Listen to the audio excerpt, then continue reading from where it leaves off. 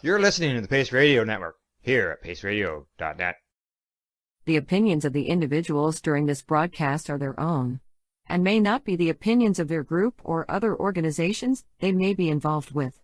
All medical advice during our broadcast is not a medical opinion and should be checked with your medical physician.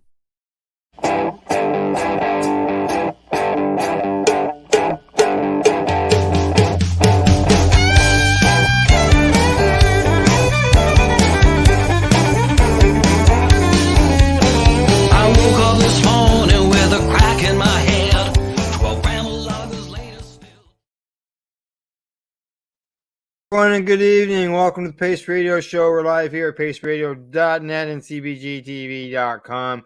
Good evening, Tamara. How are you doing tonight? Okay. How are you doing now? Oh, I'm doing all right. You know, I went to the doctor's today. Actually, I went to. She's a doctor to me as far as I'm concerned, but legally she's not. She is my nurse practitioner. I got to meet her today. And it was a good meeting. It was good to meet her. I actually started taking the Sell It Right course for cannabis sales in British Columbia yesterday. Oh, wow, really? But it's called Sell It Right, and it's a $35 course that you can take online. So I was actually going to send you the screenshots so you could put it up, because some of the information on that, but they acknowledge that we have a medical industry and a recreational industry, and that's how they decipher this Sell It Right, because in the legal market you cannot talk about any medical correct, right, give medical advice. So it shows you kind of like these videos where a person comes in and says, you know, what can you recommend? My back hurts. And then you say, I'm sorry, you're going to have to talk to your doctor. So it kind of deciphers in between what is medical and what is recreational. And the stuff that they sell in the recreational stores, they say are not medical products. You can get those medical products through Health Canada and their authorized medical. Yeah. So why does the store that I visited today have a wellness section? Well, that's why I started taking this Sell It Right. I thought it was rather interesting. I just being nosy, because I was thinking, like, because I know in Ontario you said there was a different, and I assumed that because I have Sell It Right for alcohol, and it talks similar, cannabis, right, that I would be covered by that, but I'm not. So they have a different course for it's called Sell It Right in British Columbia, same to be certified to sell cannabis. So I'm going to send you the screenshot. Maybe you can bring it up. But it says, question 1, which of the following is a risk associated with long-term frequent cannabis use? The answers are problems from cannabis smoke, depression and anxiety, accelerated vision, which is the wrong answer, and impaired memory and decision-making skills. And I answered them as 1, problems, depression and anxiety, and that's right. So apparently long-term use of cannabis causes lung problems from smoking, depression, and anxiety. I'm going to send this through to you. Through on your Facebook, because that was one of the screenshots I took from taking that course. And I just thought, so if we've got no studies on any of this, we've got no studies for harm or benefits or anything, where are they coming up with this information if they've got no studies on any of it? Wow, that's interesting, because I'm just trying to bring up the photos you sent me there, because I got some information here on some stuff that you're just talking about there, long-term use and so on and so forth. Okay. Right. And I just kind of find it funny that you know they're citing these things when they're teaching people about, you know, selling cannabis and being bud tenders in the recreation stores. But where are they getting their fucking information from? Because we keep being told that they don't recognize cannabis as medicine, that Health Canada doesn't recognize cannabis as medicine. But yet in this, basically this course tells you can't, because medical goes through Health Canada. Like, I thought it was funny. There's your phone, your screenshot right there. Yeah. All right. And it says question number 1, which of the following is a risk associated with long-term lung problems with cannabis smoke, depression, anxiety, auxiliary vision, impaired memory, and decision-making skills? Yeah, and those were the correct answers to that question. So I thought that was funny, so I took a screenshot of it, and I thought, tonight I bring it up, that the fact that, because I'm always saying until So they recognize what did you answer? those are my What answers did you because those are the answer? right answers. Oh. Well, I answered all, like those are my answers. The thing is Yeah. because I did the first answer I put was lung condition, which was, and memory loss, because that's something that they have cited before. I didn't think about the depression and anxiety, so I left that one out. And it was try again. So then I clicked on all three of them, and that's what it was. And I thought depression and anxiety. We have people that use Here we're it talking for about depression and anxiety, right? They use cannabis as a right. medicine for depression and anxiety. At this study that they, for Mm-hmm. recreational use, they're saying that it causes depression and anxiety after long-term use.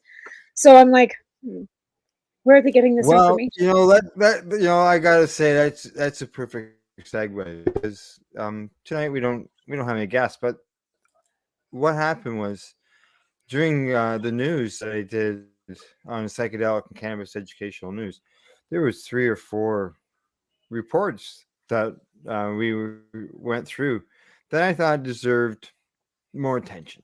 Let's just say, and you're talking about all this stuff, and here's this one right here. Uh,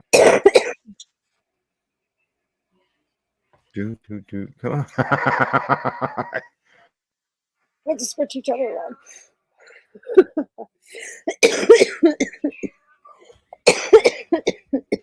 Yeah, I know. Eh? Where is it? Where is it? I've clicked on it twice. There it is, right there. It was in the marijuana moment. And actually, 3 of these stories are within the marijuana moment. And as you can see there, it says marijuana is associated with significant and sustained health improvements. And this is from the American Medical Association. Okay, so this isn't just some, you know, redneck group. It's American Medical Association that makes a lot of decisions on the medical end of things. And here they are saying that is associated with significant and sustained health Health improvement. improvements, Yeah, right? health improvements. Exactly. I went, holy smokes! Where I'm glad that this Right? comes, and it rings against to what you were just talking about. Yeah, the use of medical marijuana associated with significant improvements in quality of life for people with conditions with chronic pain and insomnia, and those effects are largely sustained over time. So So this, that's long-term yeah. use, right? So here's module 2 in this course for CERT, right? How is cannabis regulated? In module 1, you learned about some of the reasons why cannabis is regulated. In this module, you learn about more how it's regulated and your legal responsibilities when selling cannabis. And then it goes into the Cannabis Act and cannabis regulations and additional Cannabis Control Licensing Act of British Columbia. And like I said, this is quite and then there's legal requirements, BC Cannabis Control and Licensing Act, the Cannabis Distribution Act, and Federal Cannabis Act.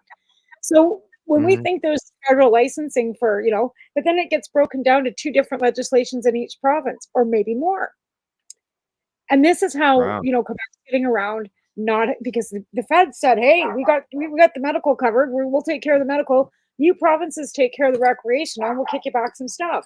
And again, it says in this beginning of this course that cannabis was not legalized for an industry. It was legalized for safe and healthy health purposes. And as a bud tender, you are there to be responsible to help prevent health and safety issues. So it's a health Wow. and safety issue, is what they're. So here we are, when they were saying, well, cannabis industry, that was never the intent. It was never intended for people to open stores and become an industry. It was the legislation was for safety and health. So here But we yet are. nobody, yet nobody, died or anything from No, cannabis before right? And legalization. what kills me about it is they say safety. Okay, I get the safety part of it, keep it out of the hands of children, at the Well, illegal market, blah, blah, blah. But health, like what health mm, you're deterring people from smoking it because you're saying it's going to yeah. go I against guess them. they're trying to say that it's regulated and controlled, whereas the legacy market they would say is not, so it's self-controlled. But as we know, there's been problems in the illegal market when it comes to the health end of things. Well, and here's the thing: we've heard, where they're putting stuff out the back door to the illicit market anyway. So I mean, who's following the rules and who aren't following the rules is not ours to judge. Anyways, I give a shit. I honestly put it out the back door. I don't give a fuck. But like it's not for to regulate it, right? But the government.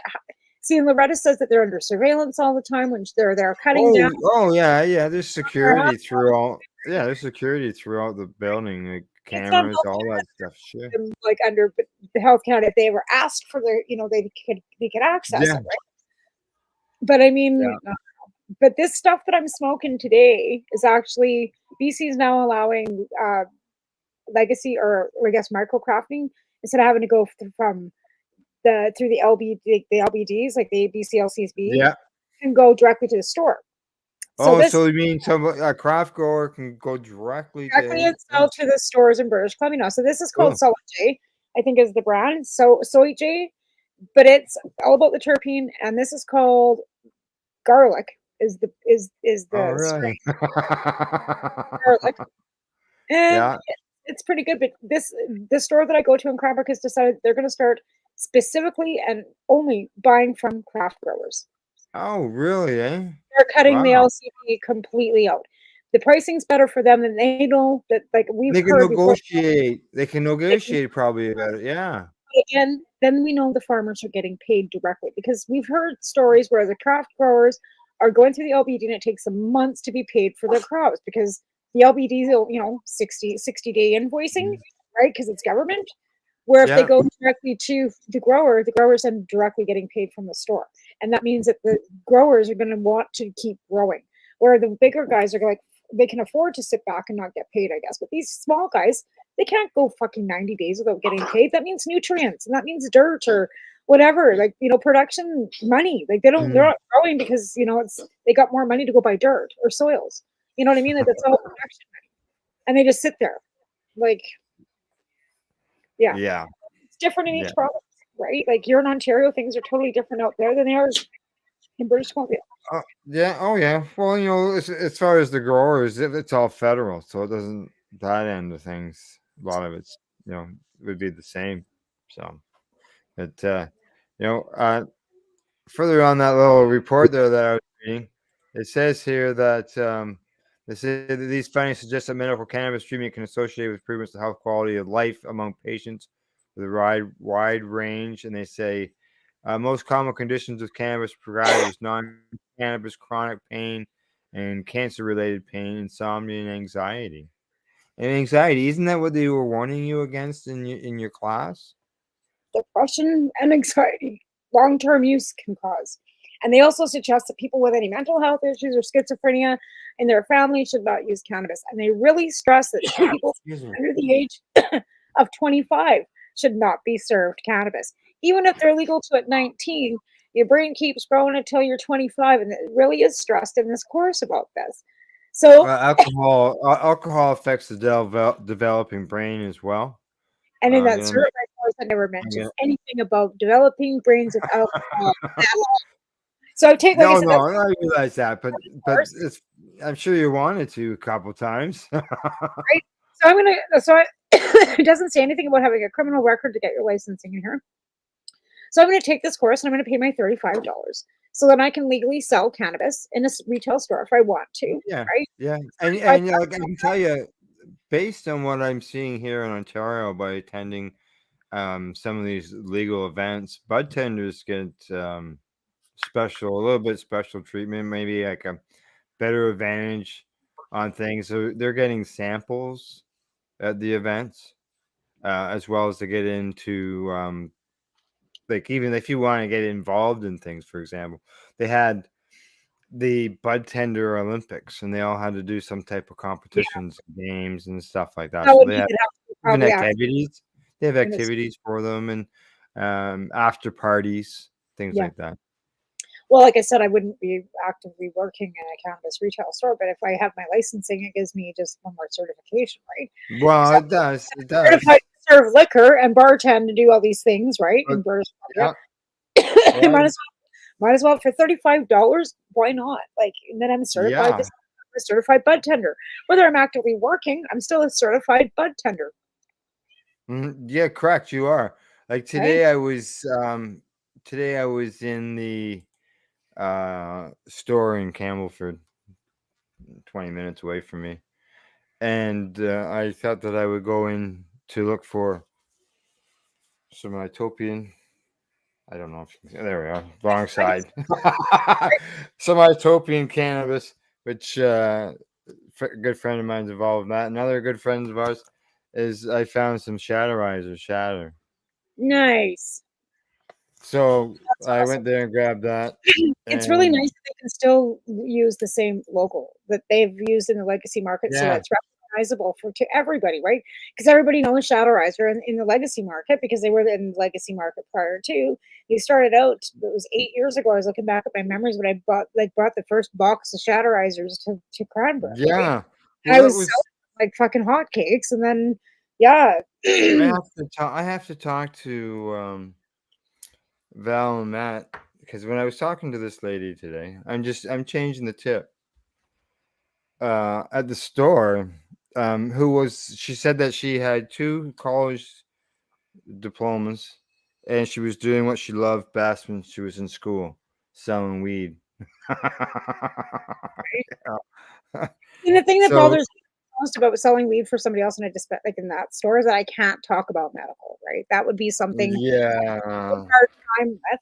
And the fact that they're only paying the minimum wage, that yeah, really kills that you that's go, not you yeah. get So I got a certification, nice. do all these things, and they're paying them $17 an hour. Like, Oh, I got a nice oh, clean nice ceramic. clean ceramic bowl. Nice. Yeah, that's, Okay, thanks. Here, and I hope this is easier to get open than some packaging. yeah, right. Some of them are a nightmare. That one that I Oh, had, I wish, oh, maybe I didn't throw it out. Hang on. I didn't. Okay, so it's called Sweet THC. This is the company that I got it. okay. It's, you've got this little thing on the side here. It's Velcro. Like, so when you Yeah. put your fingers together, you just go like this, and it opens the bag. But it's 2 pieces of Velcro, like in a fingerprint on the bag. Oh, really? Eh? Yeah, and that's the best bag I've ever had to open. So you just go like this, boop, and it Velcro. pops Well, right this open. is Yeah, this like this it's is a regular plastic, squish in a yeah, but this is line. it's like a Velcro little. So Yeah, this your is finger color. slurricane. Hurricane. Slurricane. Yeah, This, hang on. Where this is one it? was snow dust. There we go. Slurricane Hurricane. shatter. Yeah, it's actually it's the first time I've never bought any shatter. No, because you make your own. You like you press your own Yeah, inside. I make my own. Yeah. Like I've got 3 containers over here to the side. And But it's always support our that's friends. exactly what I said to the employee was that um, you know, I I don't go to the stores a lot. It's just really to either support Support our friends. somebody. Yeah. Like I bought a bunch of Remo joints, and just so you know, I smoked the last one I bought, that was quite a while ago. Just smoked it over the weekend. My son and daughter-in-law were here, so we fired her up. We were half an hour. We Oh were yeah. 3 of us. Yeah. Yeah. Right. Okay. Here we go. We got the little package here with the little Oh THC yeah. thing on Yeah. it. Oh, interesting. It's like an See, envelope. I've never bought shatter in the store. I don't buy Oh shatter yeah. It's very often. Piper, no. seriously, man. It is nice and clear, like the nice amber colors. I think the sticker is childproof too. Probably. Okay, you guys. Okay, you guys Okay. back off. Seriously. My dogs are giving me my brain Are congestion. they? Oh, they just Okay.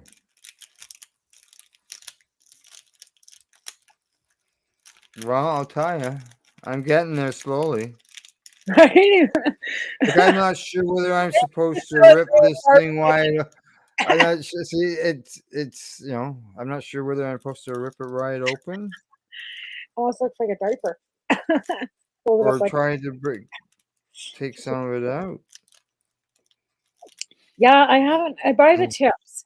Like I will buy the tips from the stores, but I use them like I usually use my Shatterizer. This is my Yocan, but I will buy the tips, but I don't usually buy shatters. yeah, yeah, yeah. Well, Well, then I gotta deal with the email and all, and I don't have all that stuff sitting out because I've got a 13-year-old.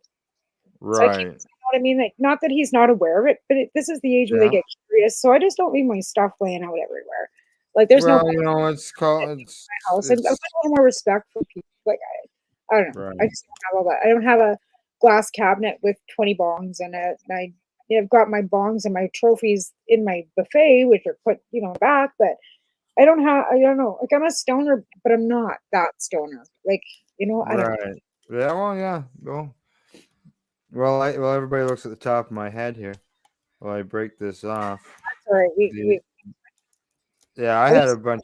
I it had says an office that the kids never went to. Okay, I think I've got more than enough in there. I never did that either. Val will be telling me I overfilled it. I never closed the door on the kids. I told them if they were going to come in and smoke it, they could come in and smoke it or get out. And they were like 4 and 5. I'm like, are you coming in here to smoke this? No! And they go running away screaming, right? Because I was, Yeah. but I never closed them away because I always thought that a closed door would Sure. then make them, ask questions. And I was always like really open with them. Like, I mean, to a limit, you're not going to tell little kids, but I didn't hide it. I said it was medicine and you're not to touch it. You don't touch any medicine that's not given to you by me. And that's how I kind of kept it with the cannabis too. It was my medicine. You don't touch anything, no medicine unless mommy gives it to you. And that's the way it's always been. Even with Taven, like he's smart enough to know that he's not to touch the candy because that's mommy's medicine. Yeah. Yeah, you educate them so they Right? know. Yeah. Exactly. But I just think that closed doors causes more lies and questions and taboo and what are they doing, and it gives them then wanting to do it more. You know what I'm saying? Like, oh, there's something bad, let's get into that. So I never made it about that. I've always made it about being medicine. And even like I said before, I was medical, it was just Yeah. and if No, we were that smoking was in the kitchen or in a room and they came in there, I told them either you're going to smoke this or you're going to get out. And the kids were smelling like, oh my god, and they go running out of the room, right? yes. So again, I guess it's way different. We all have different ways of parenting, but Cool. Yeah. I one thing that I used I Tyrus cannabis, but he's got his medical license. Tyrus had cancer, right? He had cancer at 17 years old. So when he had cancer, when he was taking chemo and doing, having surgery, you damn straight I got him a license and I was pumping shit into him. And yeah, he smokes. And my mother, ex RCMP mother, allows it to go on in her house. Oh. That tastes good. That's good. Yeah, it does taste good. It tastes good. So I'm sitting here, I'm looking at some more of this study here. It says that an AMA study that was released earlier this year found that chronic pain patients who received medical cannabis for longer than a month saw significant reductions in prescribed opioids, which is a good thing. Yeah.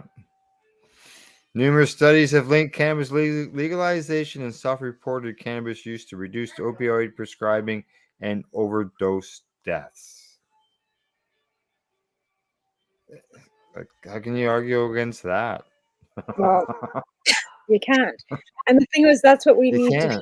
More of these studies being done. We need more people speaking. And I think that, as Canada and other countries have, even Mexico legalized small amounts of drugs, like federally, like you can basically apparently, and my daughter was telling me she was in downtown Vancouver and they're selling cocaine in stores on the streets in Vancouver. 90% right off. She goes, Mom, apparently it's right off the brick. And I'm like, well, that's nice. I says, but I'm still not going to go and buy some. But apparently it's 90% pure because they want safe supply, right? Correct. Yeah. If it's like, there's the clean access, the ones that that are reliable. For example, Dana has his testing facility, done all that stuff. Make sure that the people who are addicted at least are getting access to a clean product. We have Anchors here, and they've got the same machine that Dana has in Vancouver, which is rare because, like Dana said, those machines are $45,000 a piece. Yeah. Right? So we have one here because the money was raised by the organizers of Shambhala. and they donated that machine to our anchors here in Cranbrook, because the problem in Vancouver is as bad as like in Cranbrook is as bad as it is in East Hastings. We have a whole fucking travel lodge hotel that's a shelter full of addicts, and we have a tent city too, and we have a population of 20,000 people. But our addiction here is just as bad as it is in Vancouver. Well, I think a lot of it has to do with they're transient, right? So a lot of them will come out from the coast, and in the summertime, and try and find whatever out here, because the resources in Well, Cranbrook, the weather, your weather out there is right? slightly better than what you're gonna find in Northern Ontario or Quebec. Right. That's So for people sure. migrate out here. They're transient. They're going to look, and then they end up finding the drugs here too. Like they don't, they try to get away, or they, come here after treatment thinking they're going to get better, and then they find the drugs here too. So it's like this everywhere. Like I hate to Yeah. say this, Oh, yeah. Yeah. it's It's not just Vancouver. It's not East Hastings. It's fucking everywhere. yeah. Yeah. Exactly. Small town. I know that a local, I saw in the Campbellford local Facebook group about a lady that was looking for people to help get involved in a program to go around and clean up needles and stuff like that. So I made some I reached out to some people and sent some information to her, and hopefully that becomes a benefit for that town. And this is just a small town, like it's 5,000 people. I'm gonna say probably in that town, that part of the municipality, because the municipality is made up of several smaller locations. That's like us. Like Cranbrook's 20,000. We've got Jaffrey, Wardner, Fernie, Creston, like Yeah, yeah. Kootenai. But I'm not kidding. We went to the other night to A&W to get a blizzard, and there was a girl smoking meth between the cars in the parking lot. And Yeah. because the travel lodge is the shelter, right? That's where the homeless shelter is. The BC Housing has actually bought out half that hotel, and that's where the homeless shelter is. And Dairy Queen's right beside it. And Taven and I just kind of Right. Yeah. Yeah. like blatantly like smoking meth in the parking lot at Right. Dairy Queen, like without any. They don't Not even. Yeah. Not even worry about it, eh? don't give a shit. I'm right in the middle of the parking lot smoking meth. And I just kind of looked at her and went, "Holy shit! Like, is she really doing that? Like, I'm sure not the Yeah, only and those are the situations where we don't want to see people doing it out in the public. You don't want to see people being forced to go to the back alley, and that's where safe consumption sites come in to a benefit. Well, the one thing I will say, as we were in that parking or in that lineup, I also saw the staff from the travel lodge and the shelter walking around with Narcan. Two of them, Which is good. Yeah, and exactly. like the Narcan kits, right? They're in a kit looks like or puff, little vape pen like kits that we used to get with our vape pens and stuff, right? Yeah. Well, the Narcan kits are about the same size, and they've all got clips on them. It says Narcan on them. Anyways, you can see them; they're big. I mean, like these. Yeah, and they say Yeah, Narcan. yeah. So that kind of kit is what they've got. So there was two of them walking around the building with Narcan. So when I looked at Taven, and I said, "See, and there's the shelter workers walking around the building with Narcan." So, Good. and they do. Like I said, I've got a girlfriend that works there nights, and she goes, "It can be brutal." But the thing she says about the homeless people and the addicted people is that they at least have some respect for the people that work there, because they know that if they don't follow the rules, they're not going to have a place to stay. Yeah. But they don't let them. They let them actively use in that shelter, because it's a hotel room, and they only put one person in that hotel room. But they let them actively use there because they know that if they don't, they're going to be back in an alley dying somewhere. Oh, yeah, yeah. Exactly. So they, Exactly. And with Narcan, and they've got crack pipes and all kinds of harm reduction items there. Besides, they've also got food, clothes. You know what I mean? But this is what's yeah, yeah. A connection to treatment. If the person is looking for some social treatment. workers, everything. They get them hooked up with Yeah, paperwork they need for housing if they need that. So you know what I mean? They get them hooked up for treatment if they need that. So it's a really great resource that we've got going on in this little town, and they should be commended because good. yeah, it's a great Yeah, resource. yeah. Exactly. Well, look at that. It's about the hour. Time for us to take a break already. We got more study information that we're going to go over. here and there throughout the broadcast as we're talking. So, when we return, Tamara and I will continue our talk. It's on this Patriot Show. We're looking at patriot.net and TG.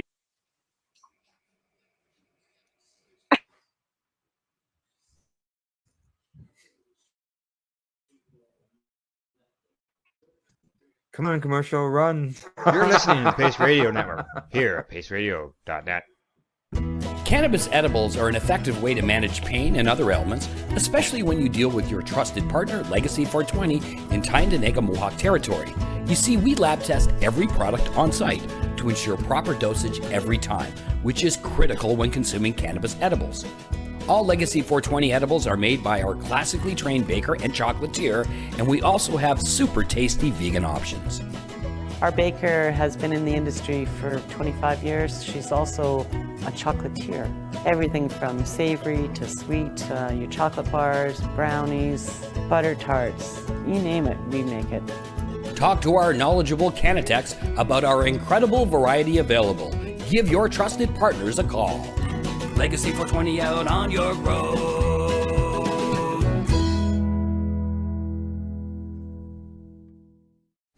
In February of 2022, the Victoria Cannabis Buyers Club and Ted Smith were fined $6.5 million. This for helping 8,500 patients with access to medical cannabis. In our interview with Ted, he spoke to us about how people can donate to help in an upcoming court challenge. And here is part of that interview. From what I've seen lately, I believe that you've got something that you're trying to do as far as fundraising to deal with this next court challenge. For now, people can write checks directly to Jack Lloyd Law Corporation or send e-transfers to save the VCBC at gmail.com. I guess those are the two easiest ways for people to help right now. PACE Radio is the People Advocating Cannabis Education Radio Network.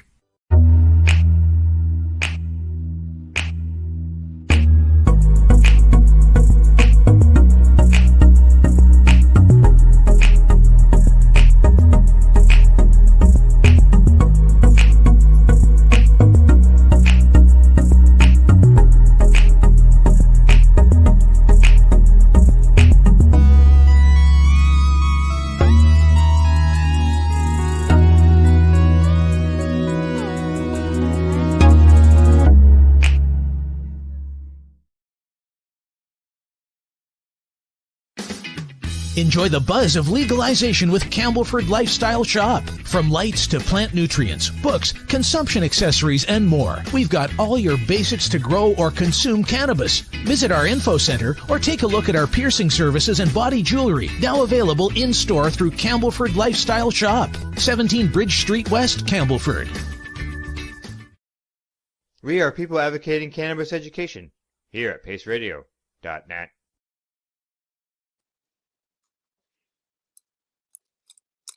Are you stuck? Hey, we're back and we're live, and I'm sitting here reading some packaging. What do you say?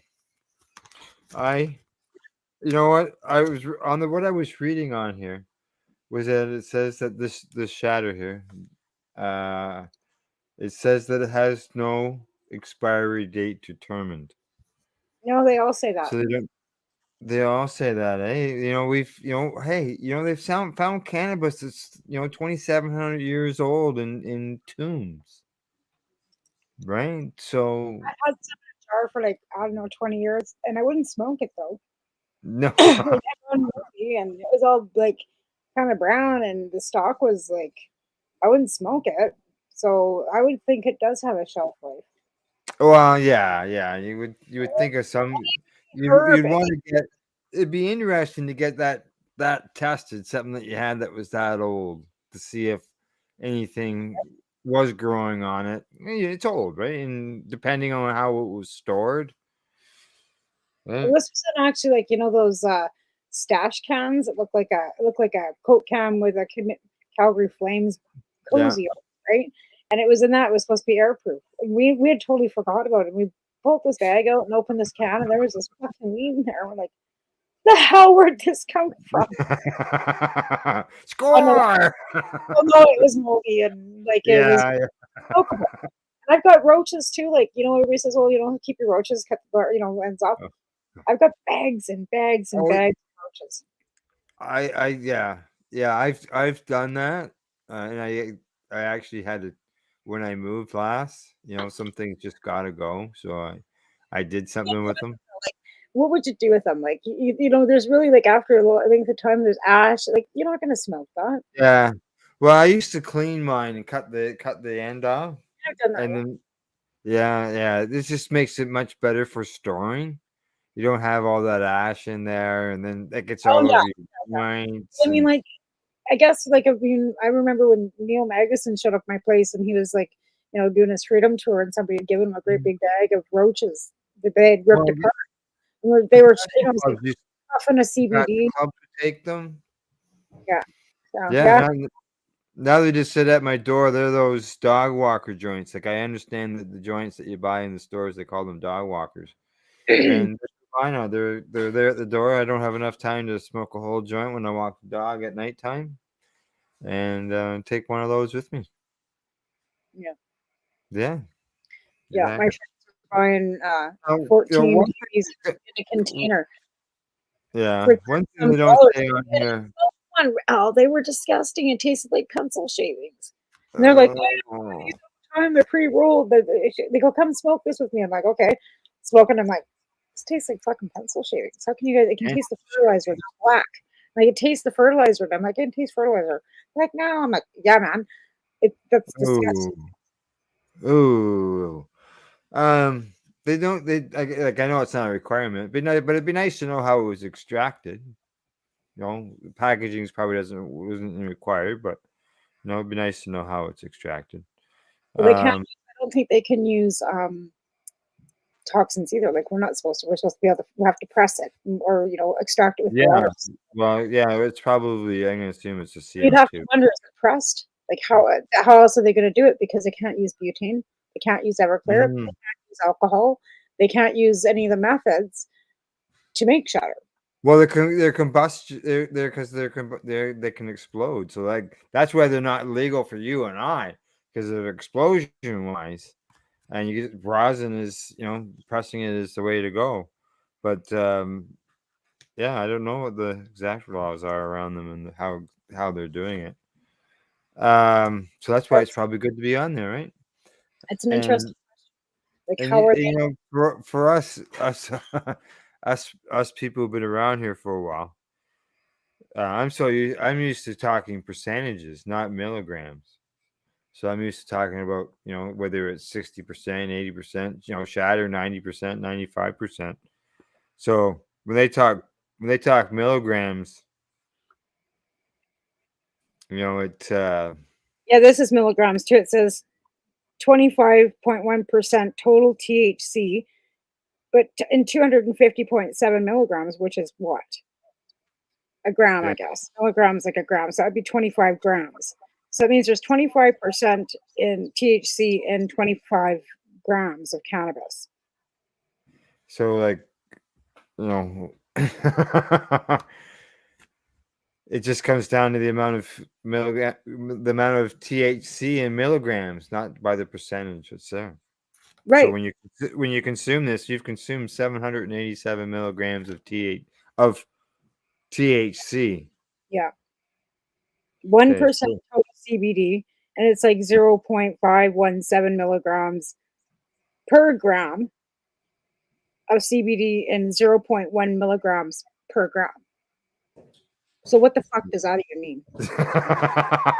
Well, I've got and this is what's required, right? From my understanding, this is what's required in the labeling. So this is regulation. But THC, it says on this THC 166 milligrams per gram, total THC 707 milligrams per gram. Is that the total gram? Pardon me?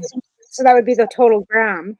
So the total package in total of the 20, how many, if the 1 gram, is it a 1 gram package, right? Yeah, it's only 1 gram. Exactly. It's only 1 gram. So is it 787 milligrams of For the whole THC? gram. This is total THC. So that's unless they're going THC and TCA, right? Yeah, weird. That's these are And that I don't like. And then the 2.7% total terpene. which ones? It says here myrcene, caraphyllene, and humulene. Well, see that allows you to check it, look up those terpenes, and see the medicinal benefits of them. Even though you're buying them from a rock store, they still have medicinal benefits from them. So this is number 4 MYR, number 3 CAR, and number 17 LIM. Whatever the fuck that means too. Well, I would say that's probably the terpenes. Follow the terps. Would it be individual? Exclusive. This is W2G Biofarm Corp. Yeah, I haven't bought any cannabis like buds like what you've got there. I haven't done that yet. 5 years legalization. So You know what? I just got to the point where there's nobody in town selling in the illicit market. They can't keep up because people were going to the stores. As soon as the stores were open, I was like, "Whoa, we can go in there and get whatever we want," and they were.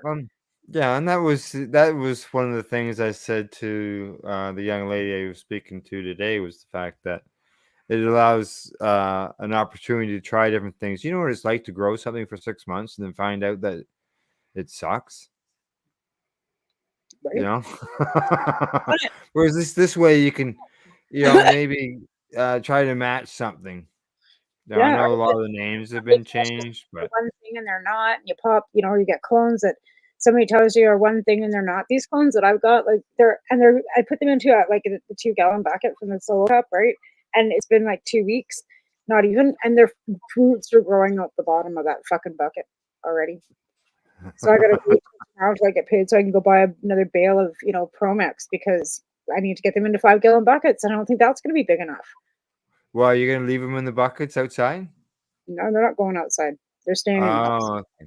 Every time I do that, I'll put it out. It'll get great, big, and beautiful. Fucking in the summertime, Yeah, it's if bring it you're in and going, it dies. So I'm not. if you're going long term, and allowing them to bloom I want on their own, and get so I can get some clones off them, because I've got 2 plants. I'd like to get a couple more. So at least right? and then I want to get my licensing again, since they've been offered, by somebody to give me my licensing for no charge. They'll just get me my license for whatever, what I need. And I just need my 15 grams. And then I can clone. Well, Pharma can. Yeah, but will they do oh yeah, I know who you're talking about. Yeah. Our past guest. Yeah, on the that's show. yeah. Him and I were Yeah. So Pharma yeah, can clinic. yeah. So yeah, Ontario. so they can help me out too, right? And they can help anybody else. Correct.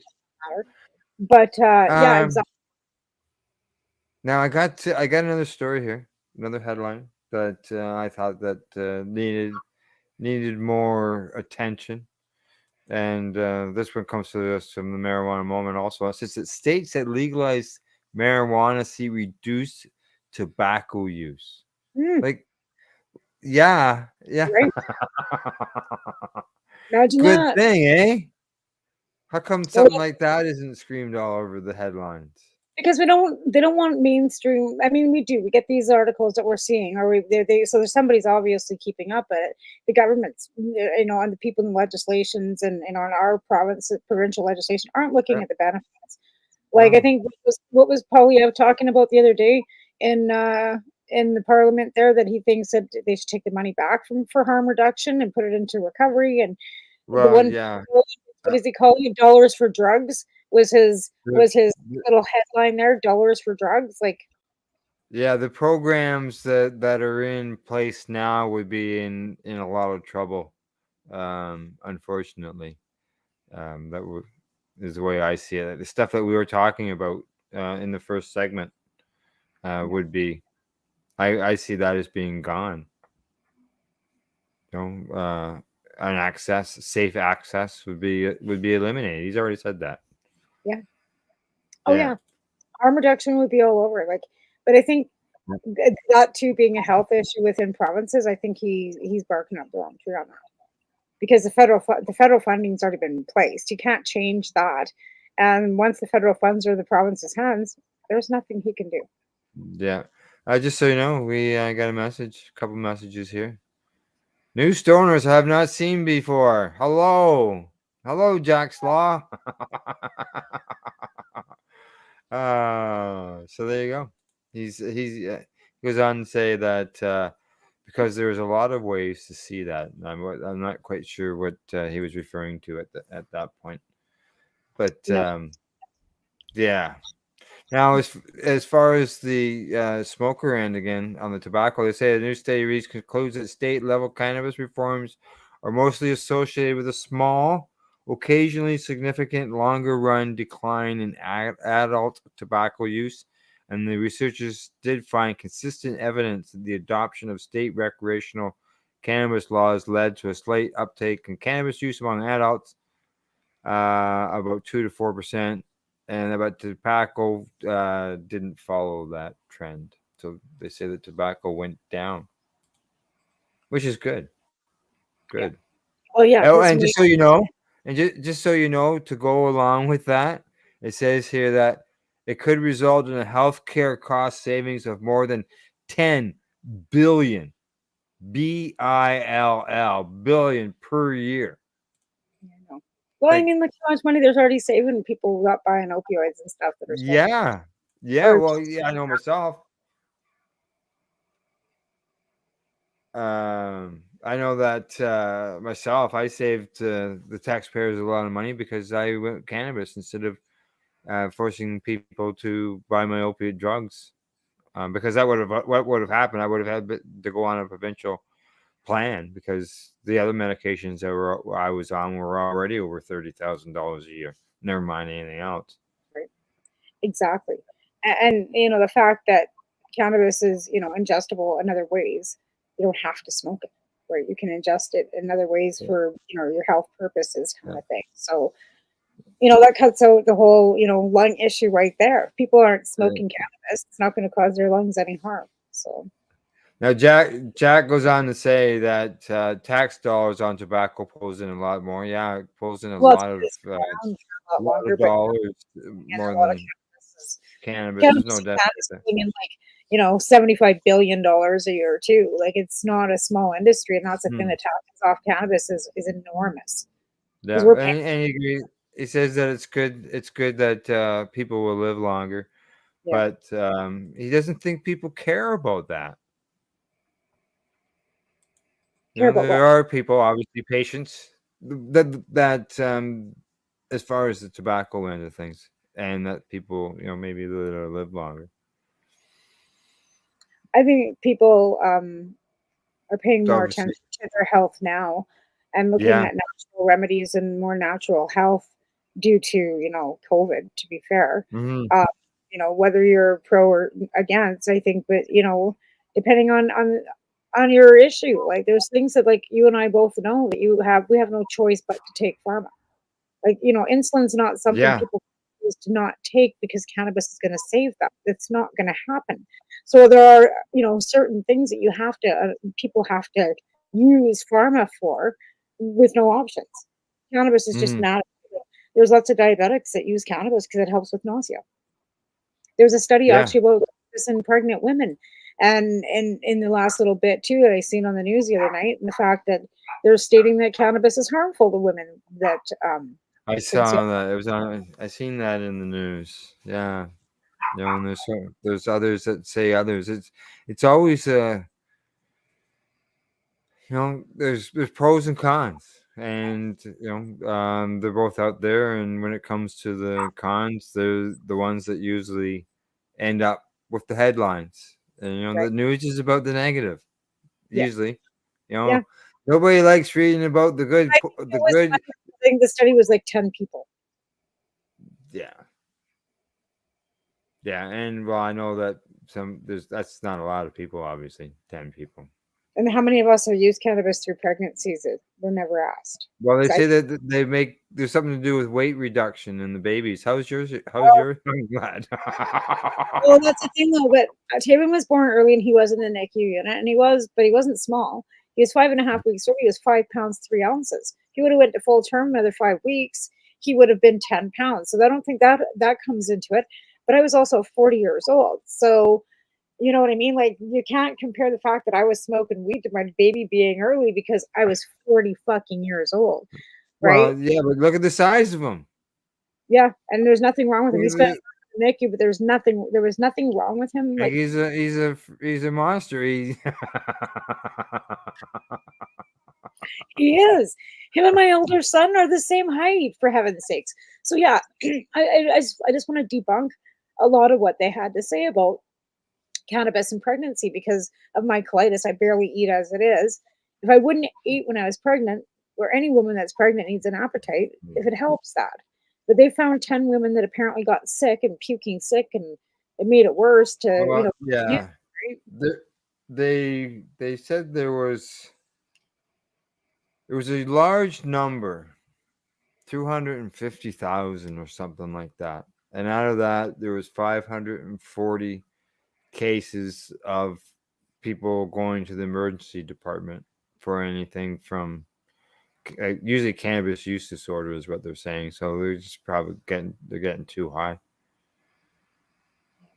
Yeah. Then like I said, it's hard. Everybody reacts to medicine. Maybe they're allergic to it, because that's a possibility. It's not unheard of for people to eat cannabis. Yeah. Right? I'm allergic to I'm allergic to I was allergic to carrots. Yeah. But that, I haven't been tested in years, but I eat carrots. I always have. But the test always said that I was allergic to carrots. Oh wow, that's interesting. Yeah. But so, but I know that somebody I know, he can smoke it, but he can't touch it. If he touches it, he breaks hives. Right. So he has to have somebody grind it up, put it in the bong for him, and he can light it and smoke it, but he has to smoke it in a bong and he can't touch it. Yeah. Jack says life is taking the good with the bad. Yeah, we get good and the bad. And it's always nice when you can make the bad into a positive. And that's what I say about when it comes to my use of medical cannabis. And then he says that I think weed is more good than bad for more people. Yes, absolutely. Yeah, absolutely. Yeah, exactly. And it has been. There's been reports, as we just we've highlighted too.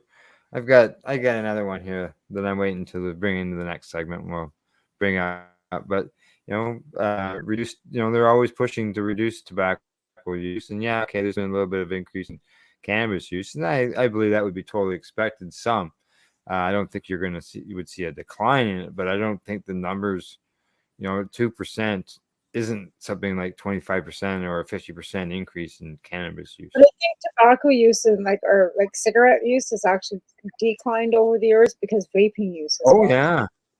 And they're using, now they're citing studies that kids under, the age of legal age are using vape more. And this is, why they don't want them to be flavored, because they say it's a and they're talking about the e-vapes, right? Yeah. The e-vapes. They're not talking about vaping cannabis. They're talking about vaping. Correct. These nicotine pens or whatever, they've got different flavors and all kinds of stuff. And I guess even my son, they were talking to the kids at school about that, and they're more concerned about vaping than they are about cigarettes, because kids aren't really smoking cigarettes; they're vaping. They're vaping now instead of the tobacco. Like I know, when I went to high school, we had a smoking area across the road from the school. And even when I went to school in Mississauga, so I was. In those years, the high school started in grade 7, so 7, 8, and 9. I went to that school, and we had a smoking area in the school for the students and the teachers.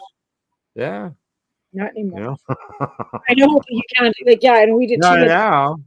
And we had the bricks where you could just go on the bricks. It was in front of the school too, and there was windows, and it was in the cafeteria. And that's where you would go in front of the school and smoke. But not now. You can't even smoke anywhere near a school ground. Never mind on it. Never, yeah, the property. It's just like hospitals, same things, right? You can't smoke anywhere. Like you can't smoke on the streets in town here either. Like in parks and stuff, you can't even go smoke. Like if we're having a beer garden and stuff, they won't let you smoke in that either. You have to go to the No. smoking section. Like Yeah, parks are out. Like outside. we can walk down the sidewalk. Yeah, that's exactly. You have to step out onto the sidewalk to smoke a cigarette, and they're having these events and stuff. But yeah, it's. I know. In Marmor, there you could stand, like, you're standing on the sidewalk smoking, whether it's a cigarette or a joint, right? And the door to the place is literally like, I'm gonna say 5 to 10 feet, if that, from the sidewalk. But there's a big sign on there that says no smoking, right? And it includes cannabis in the sign. But yeah, the sidewalk is a different area altogether. Yeah. So even though you can't smoke on the property, you can stand there close enough where there's smoke would waffle its way in the door. Smell. So. Yeah, it's funny how things have changed, right? Oh yeah. Well, it even comes down to seat belts and stuff in the car. I know I can remember years ago when seat belts weren't in them, or it wasn't required for us to have our children even strapped in the seatbelt. No, we didn't have. What's a seatbelt? What's a car seats? Yeah. And my older kids, like, I mean, it came into effect like probably 35 or 40 years ago because my kids are 30. And when I had to take Rihanna home, I had to rent a car seat from the fucking health unit to put this kid in to take her home. And it was like this great big, like, bucket to pack.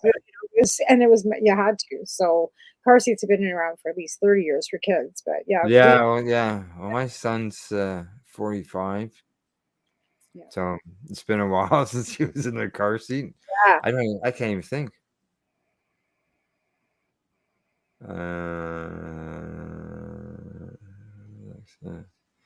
Yeah.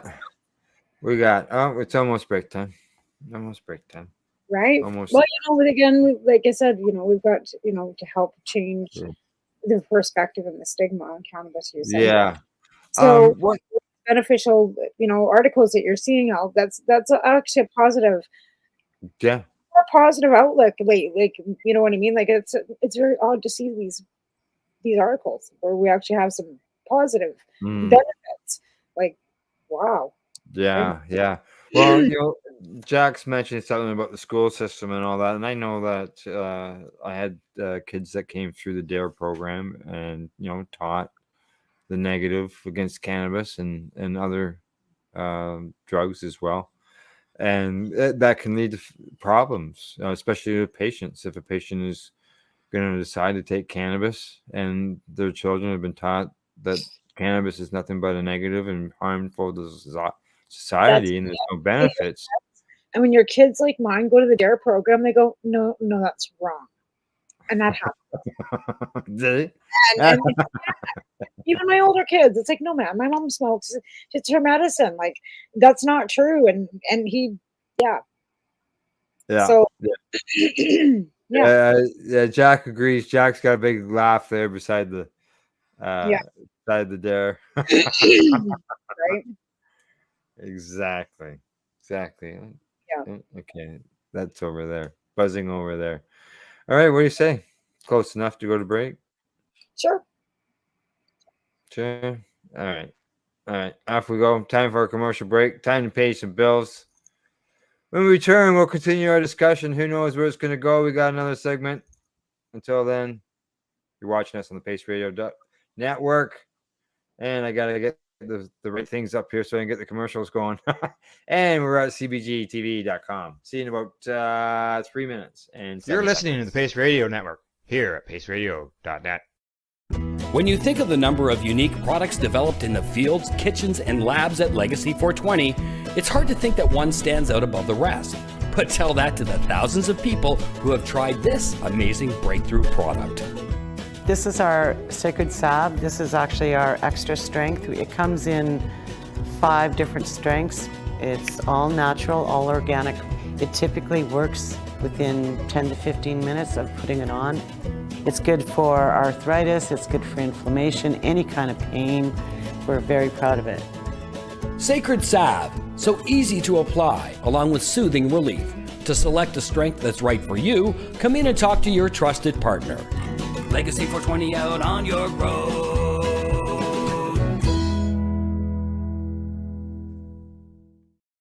Did you know that the Pace Radio Network isn't just a radio network? That's right, because most, but not all of our programming is now done via video and is then podcasted at paceradio.net. So if you want to watch our programming, you'll find us on the Pace Radio Network's Facebook page, plus the show's own page, and you'll find us live on the network's YouTube channel. And don't forget, you can find it all, video and audio, at paceradio.net. Pace Radio Network, by patients, for patients, and for those who want to know. Enjoy the buzz of legalization with Campbellford Lifestyle Shop. From lights to plant nutrients, books, consumption accessories, and more, we've got all your basics to grow or consume cannabis. Visit our info center or take a look at our piercing services and body jewelry, now available in-store through Campbellford Lifestyle Shop, 17 Bridge Street West, Campbellford.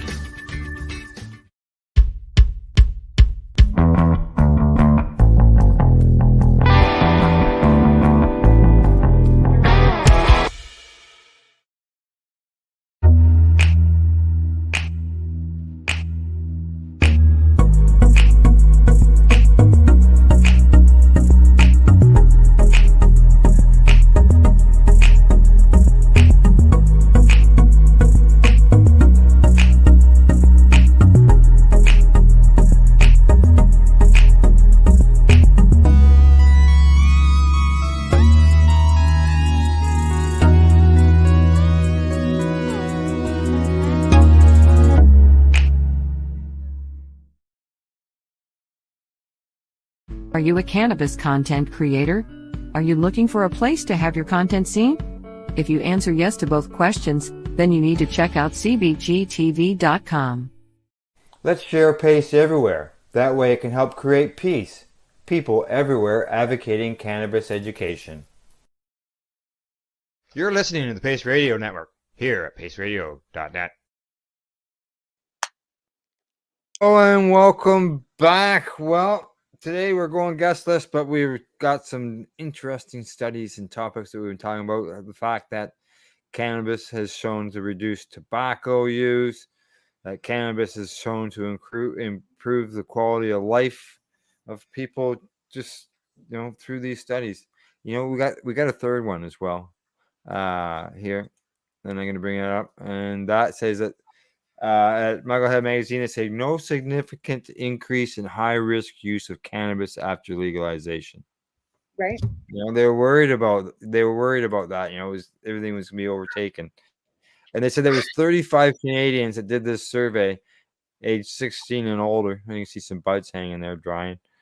They say the legalization of Canada has not led to an increase in problematic use overall, and that the new study by researchers at the University of Waterloo released that assessed the rates of high-risk cannabis use among people 16 to 65 in the years after legalization, and found no evidence of change in the proportion of those whose cannabis use would be classified as high risk.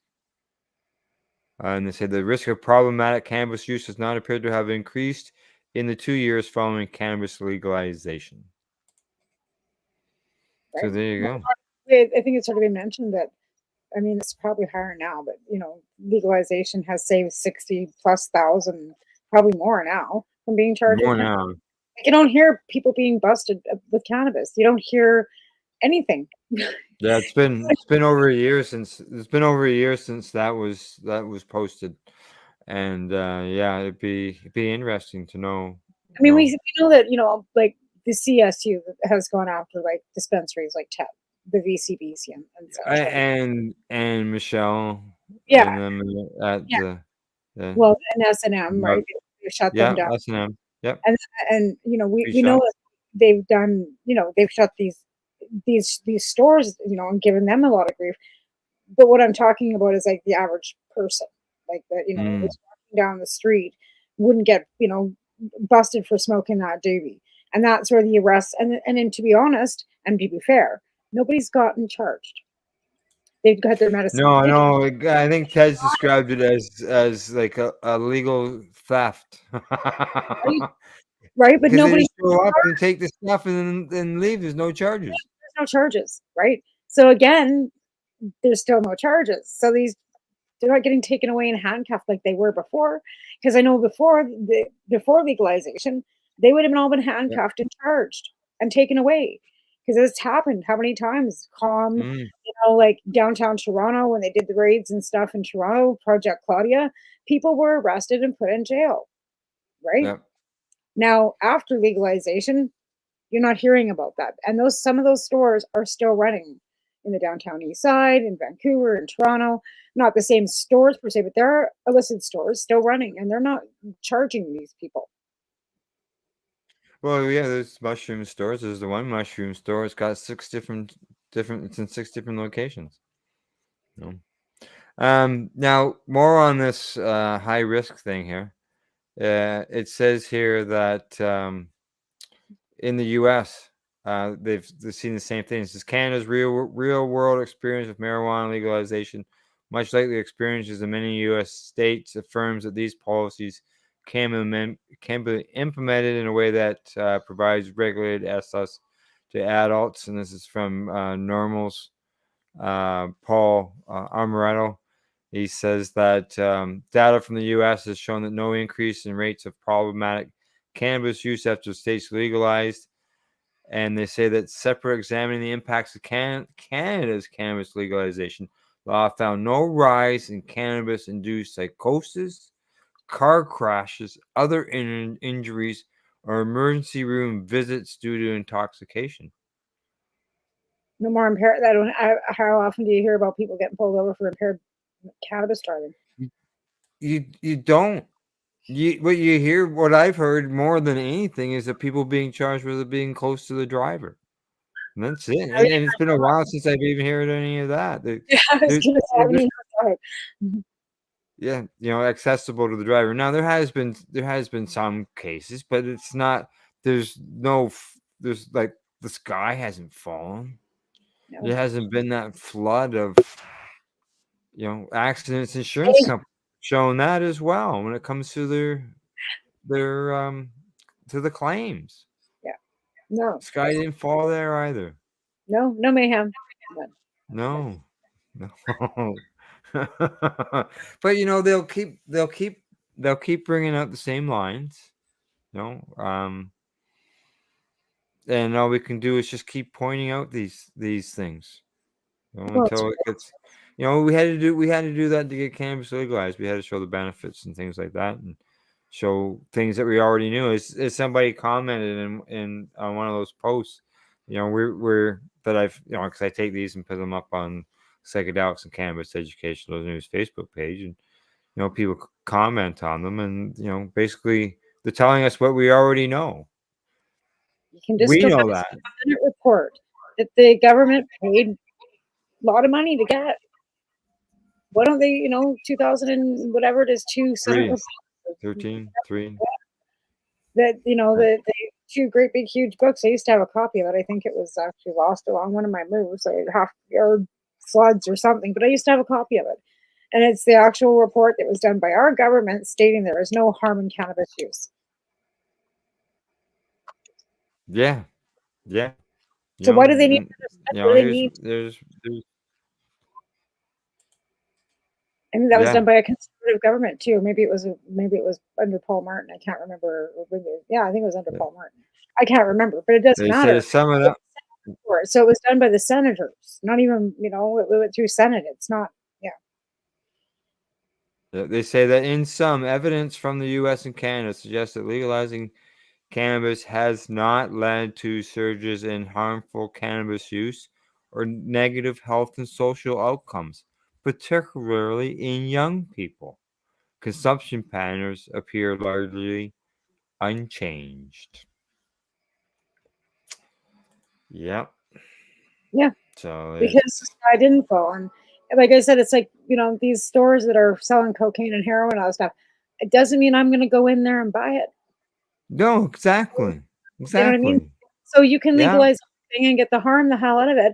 And people that want access to it have every right to have access to clean, harmless, for, whatever use, recreational or otherwise. And cannabis should be the lead in that. Yeah. There has been people who are quite functional. But like I said, people that don't smoke cannabis or want to use cannabis won't go into a cannabis store and buy any anyway. It's people that are, looking, or nobody's forcing anybody with a gun to their head to go and buy it. These are the stats. Yeah. This is the truth. The stigma is just ridiculous. And that's how I kind of feel about it. Like, it's been that way for so many years though, right? Yep. I know Jack's back. He says that, well, I think there was a long time there was a whole government wanted people who could drive growth faster and faster, and now that has changed. So it was like, I believe he's saying that in the beginning the government wanted so much, especially like here in Ontario, all of a sudden they were pounding out the stores, doing the approvals left and right. And next thing you know, everybody's complaining about so many stores, clustering, so on and so forth. And I know that once the government changed, the numbers increased dramatically when it comes to licensing as well for the licensed producers. Yeah, but I mean, the licensed producers were started because they wanted to force patients to not be able to. Well, that's why licensed producers started, was because they were forcing patients to not grow. Oh yeah, They knew that we know that. If they shut us all down to grow, Prairie Plant System wasn't going to be able to produce enough cannabis of their shitty strain of cannabis that they had to be able to, accommodate every patient that they had. Because do you remember the strain? Do you remember Did you ever buy any from PPS? No. I didn't. I bought one just so I could see what it was like. Cost me $150 and plus a tax for an ounce. I did. I think I had to buy once because I got my license in 2012 and I had to buy them and then seeds. And then my seeds never did show up. Oh, really? Yeah. I traded mine. I got some and then I traded them for some other genetics. Yeah, it was their strain was cannabis sativa L. It was swag. It was something I ended up growing some. I got some again, and I grew some, and it was something they pulled out of the ditch. Like, serious.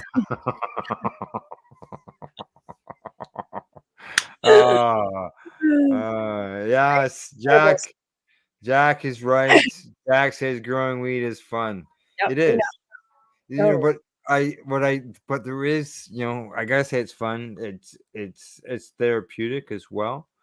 But I have found over the years at times it can be really stressful if you run into some problems and trying to deal with those. So I've had some really good times, but then I've also had some bad times. But the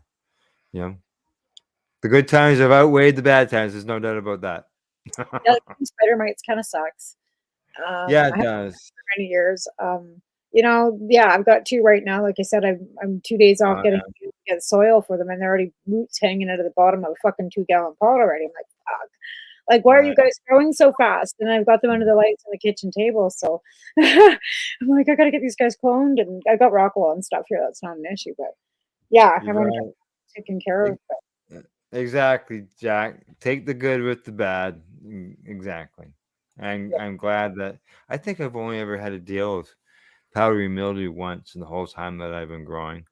And I would say spider mites probably 3 times. Yeah, we had spider mites a couple times, and then the powdery mildew was the reason why I can't grow cannabis in Cranbrook. Because everything out here has powdery mildew. Like, even my lilacs have powdery mildew. Oh I would see it walking around the streets in Marmor. I was walking around. I see it in the plants along the edge of the sidewalk. Yeah, so I'm not putting the bushes and stuff like that, and I go, ooh. I stay to the other side of the sidewalk because I didn't want that crap blowing on me, and then I turn around and take it back to my room. Right, exactly, right. And that's the thing. Like, you can pick it off your shoes, kind of shit. So you got to be careful. No, it's bad. It's bad here. Like, all last year, all summer too, and aphids. Like, I got aphids and. So I'm not putting. Oh, I seen them once on an outdoor grow, on a patient's outdoor grow. aphids. Yeah. Yeah, that was a bit of a problem. Yeah. So I keep mine indoors and away from the bugs. And I got ladybugs coming for the Virginia creepers. And because I work at a garden center, I can get a bit of a discount on some insecticidal neem soap. We got big jugs of neem there. Oh, insecticide is so no. Neem oil, right? Like it's not insecticide. Yeah.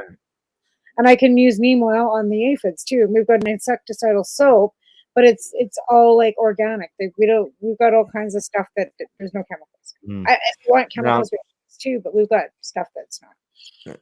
Jack said growing outside is the best. You get way less problems. Not in Canada, buddy. Sorry to tell you. Yeah, I don't know. Yeah, because we still get powdery mildew here outside. There's no doubt about that. I mean, there's areas of Canada, they can grow some great stuff. Yeah, like, well, we got frost warnings for tonight. You know, a lot of people say, "Oh, put your plants in on the May 24 weekend." Well, if you put out, depending, some people put out small plants. Yeah. You put them out there in that frost, like, Gail got some flowers for Mother's Day, and we put them outside through the daytime and bring them in at night. And one day we left them outside. All the flowers are gone. So all it is now is the green thing growing in a pot. Because putting them outside, that is a concern still. Frost warnings tonight here. Where we are, the time we're going down to minus or around +2. Yeah, when you're at, eh?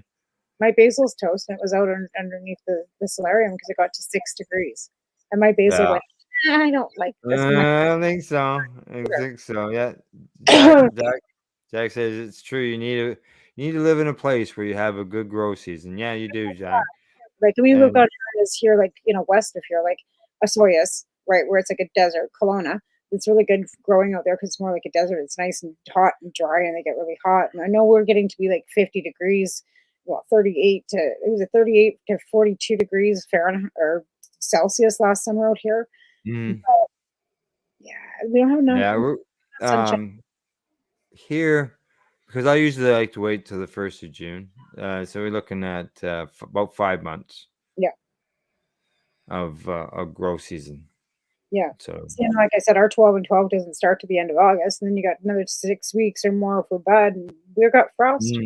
I'm in the mountains. Like by October 31st, we got snow. Oh yeah. Thanksgiving, shortly after Thanksgiving. Yeah, we can have. Yeah. So the May 2-4 weekend or 1st of June in that area is where I usually aim to go outside, and then to bring them in. Thanksgiving weekend is a good aim because we could get snow anytime after that. Yeah. And we've seen it. Sometimes it's good till the end of the month. I know that some of the campgrounds and stuff around here have got extended seasons because normally they would close Thanksgiving weekend, and now some of them are opening up to the 1st of November because because we're not getting that snow, so people can still get into the campgrounds. Yeah, well, and they're opening them a bit earlier. Like usually don't open them till May long, and this around here they were open 2 weeks before that because it was 30 above, right? And now it's back down to seasonal. Like it was 30 degrees all last week, and now it's windy and cold, and I'm sitting here shaking in a pair, because I'm freezing. And I'm like, well, it was today. Like it was ridiculous. Like it was sunny and 21 on Sunday here. Yeah, Sunday. And I still got a hoodie on and still got the long johns on, and my son-in-law's in a t-shirt and shorts, and he says, well, he's making fun of me. Yeah, right. It's I guess it's 21 degrees here right now, but still it doesn't feel like it's 21 degrees. But it's supposed to get down to like 8 degrees tonight, overnight. Yeah. Low of 5 was a historical low. So, but the weather's changed, and they're saying it's going to get warmer by 5 degrees this summer. I'm like, we've got no air conditioning at work. Oh, yay! I got to wear jeans to work. Oh. You can't get shorts. I can get shorts if I could find something to fit me, but I don't have anything. Like for example, they allow everybody to wear, something. Anyway, it's got to make it cooler. Holy fuck. Yeah, Jeez. yeah. Capris, you can wear those, but yeah, no leggings, nothing. Yeah. Anyway. No, eh? That's not good. Excuse me. All right, well, Tamara, what do you say? We're down to the last 10 minutes. We can wrap it up early. We can keep on going. Anything else you want to mention? I'm just looking, do we have any dates, or have you heard back from Health Canada? Like, I haven't heard from anything. No, I haven't heard anything. Last I heard anything, and you're talking about the Health Canada consultations. Consultation, correct. And that, with Ross. Yeah, I got an email back once letting me know that, they had representation from 8 provinces, and, if there was availability for me to join in on the Zoom, they'd get back to me, and I never heard anything more. Never heard anything back. Hey, yeah, because there was the option of doing it in person as well as doing it on Zoom. Yeah, and I had opted out. There was the strike, and then the last Ross mentioned that I had seen was that they were looking at scheduling stuff for in June, but we're a week away from June. Yeah, and I haven't really. Interesting to know what the questions are and what they want to know. Like, what's the reasoning behind these consultations? Because Ross really. Well, I know that they want to hear from people, but I'm sure that the stuff that we're probably going to say, and will be things that they've already heard. We're repeating some of the stuff that's already been mentioned, and when we go to do this to see them, we're going to let people know that we're going and when we're going, and that we'll be looking for people to give us some input on things that they would like to see adjusted, as far as things. Obviously edibles and the milligrammage is key. I know that Ted had mentioned that Mike Farnsworth, who's our safety minister in British Columbia here, had said that the BC government was looking at raising the milligrams for edibles. So is that something that they can do provincially? In our BC over the federal government? Huh? Yeah, because we've got they get BC Cannabis Act, right? And BC legislation. It's all been handed to the province. The province handles everything. I've never heard anything about anything more than 10 milligrams anywhere, other than when it comes to these lozenges, and they give out those notices. No, it was Ted from BCB, Ted Smith, that posted, because him and John and all, they went to Kelowna that weekend, right? For that, there was a conference or something a couple weeks ago, and apparently Mike Farnsworth was there, and Ted had posted something about the BC government looking at raising the limits. He could be supportive of it, for sure. Oh yeah. I agree. They could be in support of it, but I just haven't seen where they had control over. No, I'm not sure that they do, but I'm just saying that was something that was mentioned, right? Yeah, well, it's good. It's good to see. It's good to know that a government official in BC, and which when they're at the table and talking, right? Well, that's it would be the safety minister. He's the one that decides safety wise on everything. He's he's a safety and transportation minister, some fucking thing. I don't know, but yeah, because we all have them. We all have BC Attorney General. Alberta, we all got one. Every different levels of ministry, the same as you do federal within. Yeah. He's a safety minister. So yeah, exactly. All right. Well, other than that, I haven't got anything else offhand I want to discuss right away. Offhand, So what do you say? We just wrap things up? Sure. Sounds good to me. All right. Let's see. You guys shout out? Watch me on Monday nights, Cannabis and Coffee with Marijuana, 8 p.m. Mountain Standard Time on this network. And thanks for There you go. Tomorrow morning, it will be Psychedelics and Cannabis Educational News, live at 10 o'clock Eastern Standard Time with Rev Cindy and Glenn. This will be Glenn's last broadcast this year from Costa Rica. He's been down there doing the news broadcast. Just so you know, Jag says, later, stoners. Rock on. Good to see you, Jack. We'll talk to you maybe next week. You'll be back. So he'll be his last broadcast from Costa Rica. The following week he'll be making his way back to Canada. That'll be the June 1st. So I'll be filling in for him. And let me get that comment off the screen. There we go. Thanks, Jack. And so good. Hopefully everything goes good because he's been battling some internet reception issues. And last week we found a way that we got the broadcast done. And if necessary, he's going to do the same thing this week. And that was, for some reason, his phone gets better reception than his computer. Oh, wow. I don't know. So Data to it because he's using data. Yeah, because he had a few broadcasts that he couldn't do. So I know he's looking forward to get back to Canada to do that end of things.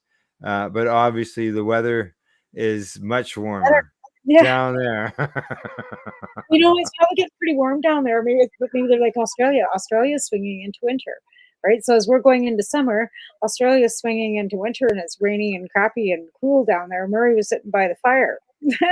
And right.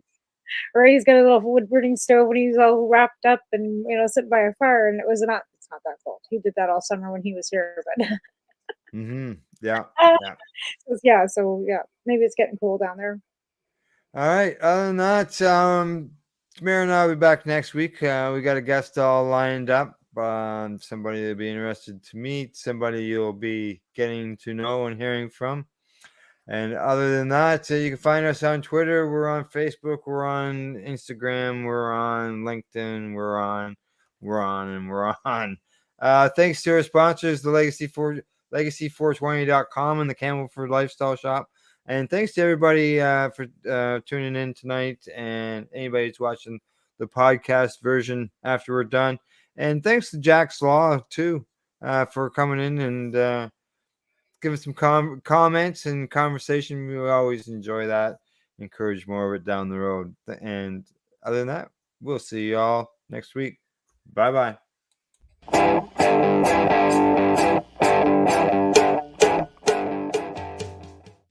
The opinions of the individuals during this broadcast are their own, and may not be the opinions of their group or other organizations they may be involved with. All medical advice during our broadcast is not a medical opinion and should be checked with your medical physician. You're listening to the Pace Radio Network here at paceradio.net.